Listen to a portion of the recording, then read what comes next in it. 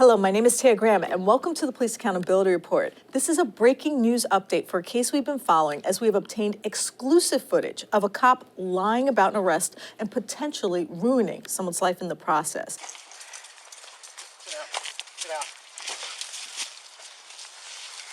It's an example of police malfeasance that is particularly destructive. The fraudulent arrest and imprisonment of a young man based upon false testimony. And it is a prime example of why the purpose of this show, holding police accountable, is imperative. But before we get started, I have to ask you to please like, comment, and share our videos. We need your help to get the message out. And if you have evidence of police misconduct or brutality, please share it with us. You can email us privately at par@therealnews.com, and you can follow us on Facebook and Instagram at the Police Accountability Report, or follow us on Twitter at Eyes on Police.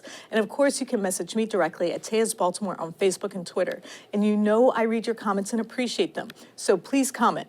Now, back to the exclusive body cam footage. The case involves Baltimore police officer Michael O'Sullivan. He testified under oath during a trial that Baltimore resident Yusef Smith possessed a gun. The claim led to Smith's incarceration for several months, where he was facing multiple charges of gun possession and perhaps decades in prison. But there was one flaw in the case: the body camera footage. Prosecutors from the office of Baltimore State's Attorney Marilyn Mosby reviewed the footage and discovered that O'Sullivan had lied.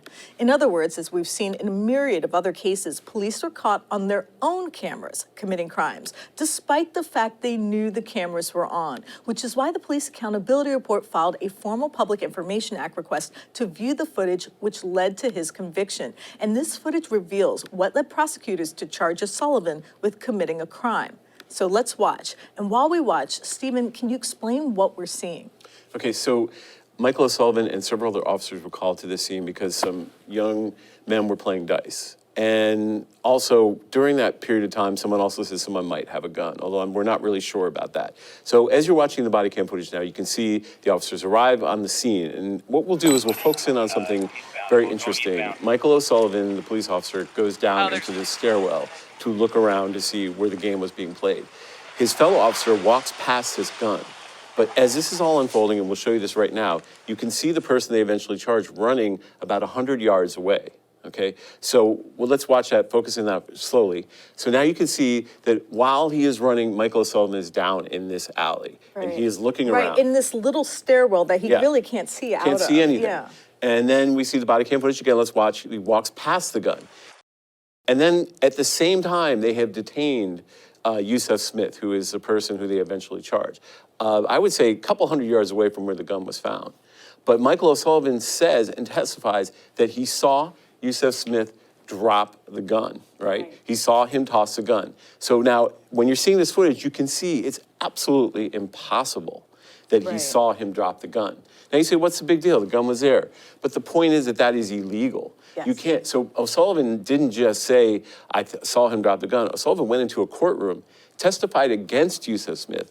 And of course, Yusef Smith was then convicted of possession of a handgun, which is a huge crime in this. And there's mandatory minimums with many times with handgun convictions. So he actually completely fraudulently made up this story.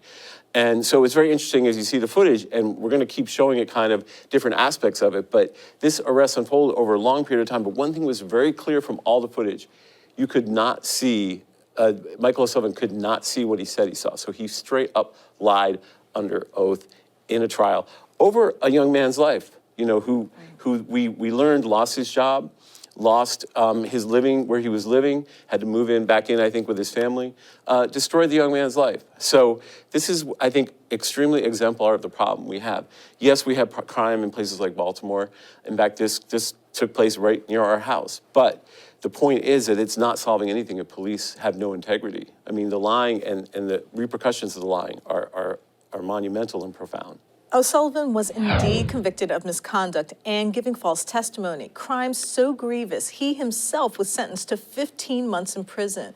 Stephen, how rare is it for an officer to receive jail time? Well, it's very rare because we just covered the trial of Baltimore police officer Michael Gentile, who was convicted of possession of a handgun while committing a felony, which comes with a mandatory 5-year minimum sentence. But the judge gave him an appeal bond, meaning that he could go home and wait and serve out his sentence at home, not in prison, while he was waiting for his appeals to run through the court system, the appeal of the conviction. So in that case, almost every other person would have been put in jail for 5 years. Also, don't prosecutors sometimes actually hold back exculpatory evidence to help officers? I mean, there were just 3 men who had spent 36 years in prison Right. for falsely imprisoned, innocent, completely innocent of a crime because a prosecutor and police officer worked together to hide evidence. So don't Yeah. sometimes Well- things like this body camera footage actually not get used in court? Why I think this case is so important is it illustrates something that's very different now in Baltimore City. I think 10 years ago, this kid would have served out 7 or 8 years in prison and nothing ever would have happened to exonerate him. However, Baltimore State's Attorney Marilyn Mosby is one group of a couple or maybe half a dozen progressive prosecutors in cities like St. Louis, Los Angeles, Philadelphia, who are saying no. We can no longer abet police misconduct and the false imprisonment of African Americans and people in cities like Baltimore. And so what's unusual about this is that the prosecutors actually went through the body camera footage, found it, and then prosecuted him. And That's highly unusual. And since Marilyn Mosby has been elected to office, I think she's prosecuted like 50 some odd police officers. Which is 55. unprecedented. Never happened in Baltimore before. Never happened ever. Yeah. So how many people are in for these kind of gun crimes? I mean, the Gun Trace Task Force, which is a group of 8 corrupt officers, were notorious for planting guns on people. Exactly. I think this case points to the concept of the proximity crime that we've seen as a result of the drug war. The psychology of police officers, that being proximate to an object, like a bag of something or a little marijuana, makes you a criminal? Or is it a way to apply blanket criminality to a community? Here's a gun, we're gonna put it on somebody. What's the big deal? Right. It doesn't matter if we didn't see him. And it shows how the process of evidence and justice has been warped by racist and unconstitutional policing in cities like Baltimore. He didn't care. He wasn't like, I don't have to see someone have this gun. We have a young African-American man. We have a gun a couple hundred yards away. We're just going to put them together. We're just going to put them together. And why not? we don't care at all whether or not that young man actually owned that gun. And of course, just like the Gun Trace Task Force, they booked a stat and said, look, we found a gun. Right. I'm sure the police department sent out a press release saying a gun was recovered from a felon or something, or so it just shows how warped. People don't understand Baltimore City is not a constitutional city. It is a city that does not operate under the auspices of the Constitution. It operates fully under the control and power of a totally corrupt police department that completely and unequivocally ignores the law. So, welcome to America, right?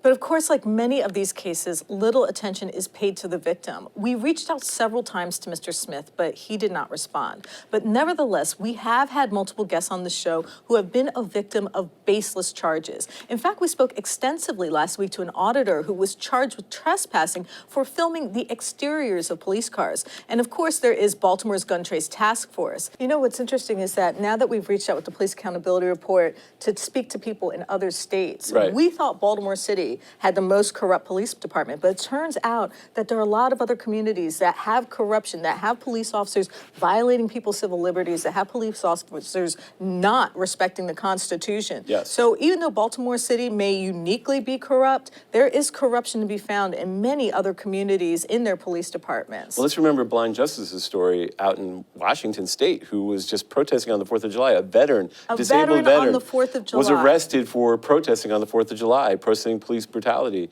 or police trying to, I guess, infringe upon his constitutional rights to protest, which is what he fought and got injured for. Right. Police have extraordinary, often devastating powers. They can end your life, or they can ruin it, shoot you, or imprison you. Every single person who wears the badge is vested with these incredible powers. That's why the process of holding them accountable is so important. That's why we have to take the time to obtain this body camera footage and expose it in detail, and why we will continue to report, ask tough questions, and generally expose police when they abuse the public trust.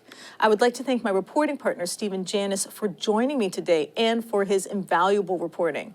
And I want you watching to know that if you have evidence of police misconduct or brutality, please share it with us and we might be able to investigate. Please reach out to us. You can email us tips privately at par@therealnews.com. Share your evidence of police misconduct. And of course, you can message me directly at Taya's Baltimore on Twitter and Facebook. And please do like and comment on our videos. I do read your comments and appreciate them. And you know when I can, I respond to them. My name is Taya Graham, and I want to thank you so much for joining us for this exclusive Police Accountability Report.